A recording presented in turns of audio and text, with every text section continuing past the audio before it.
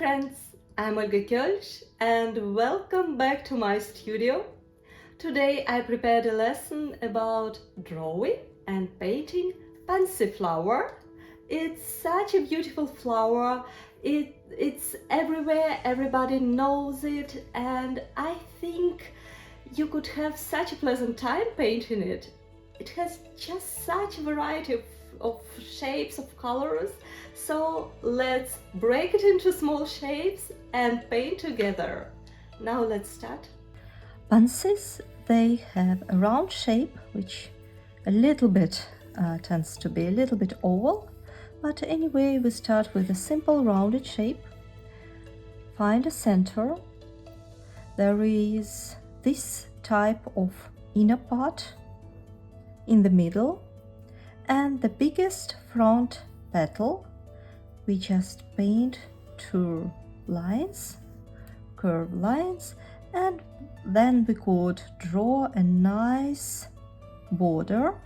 You could add some waves into it.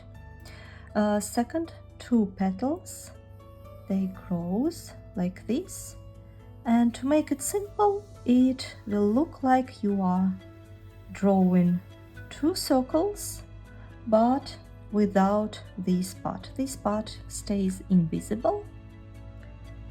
This is small inner pollen area. Pansies have two petals on the top which are very much overlapping.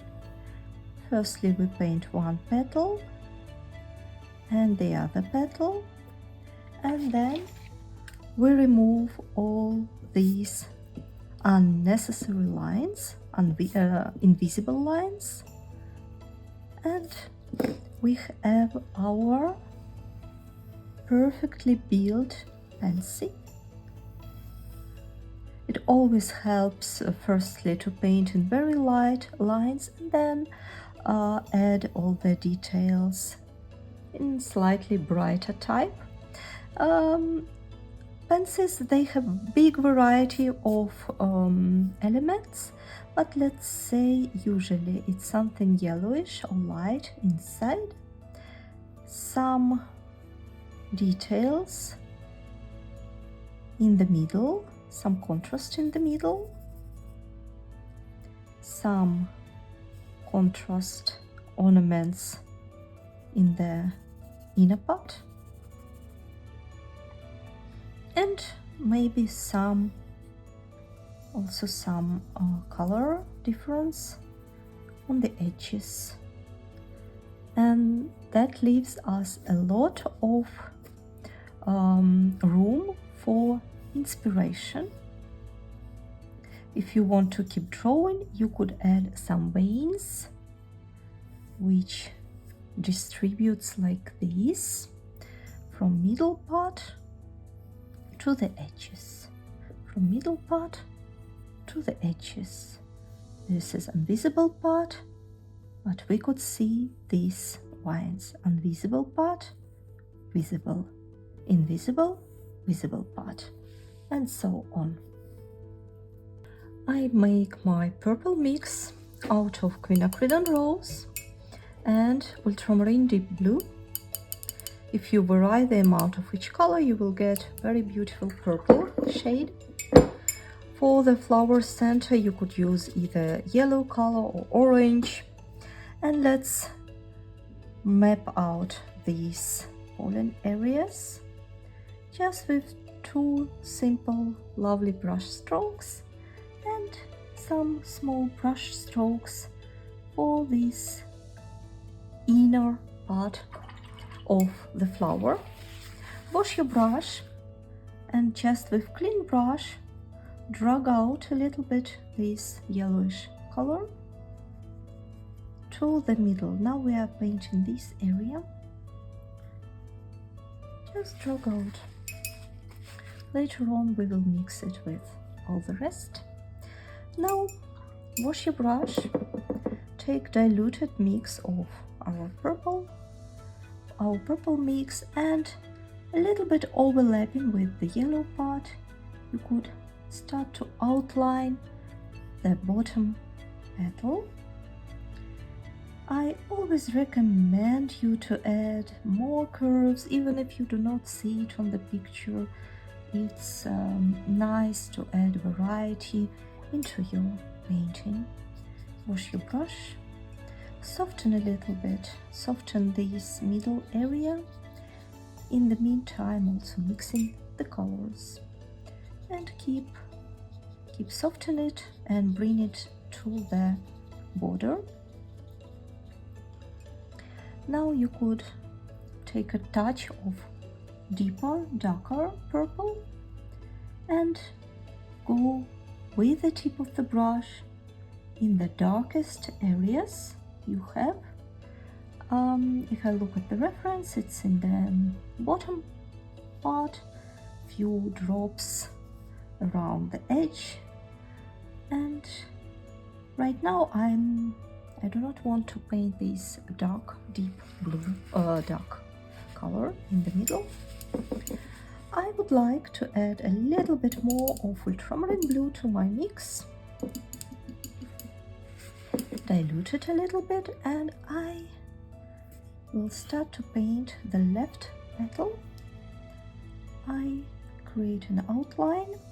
Of course, you could first make a drawing in your watercolor paper and then just paint inside. But it's also a nice practice to train your hand in this way, which might seem maybe not very convenient in the beginning. I have this outlined area. I take my brush, and with the tip of the brush I drag out some lines towards the middle. I wash my brush and I soften a little bit everything. Soften a little bit everything.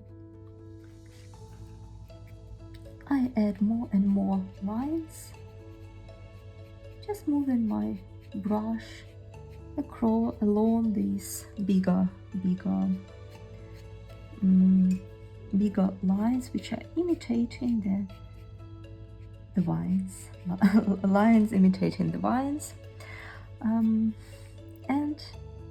for the contrast, I will add a little bit of deep dark purple color into this middle area, and I just let everything distribute by itself for now. Now let's repeat. It was a bit tricky. So firstly, with the tip of the brush, outlining the petal, very delicate line, but you could add a little bit more of pressure, a little bit less of pressure, and then you drag out a few lines from outside to inside. All the lines should get into this direction. Then you soften everything just with clean and damp brush. Create more and more lines in the same direction and add deep purple, dark purple into this very middle part, and just let everything distributes by itself. If you have a look at the reference right here, there is a bigger, darker area. So let's take this into account and imitate it. I like to soften the edges.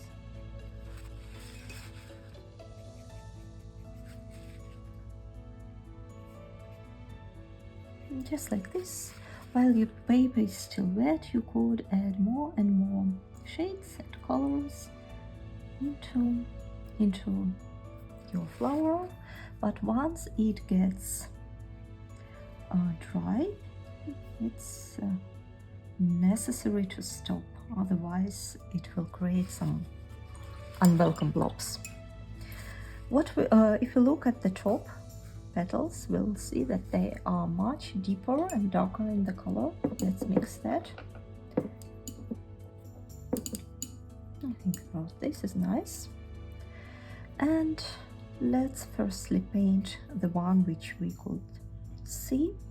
It would be easier if you firstly outline it a little bit. Just map out your future petal. Then with the body of the brush, with the whole body of the brush, you slide down your brush towards the middle. Be careful in the areas where it's bordering with the other petals.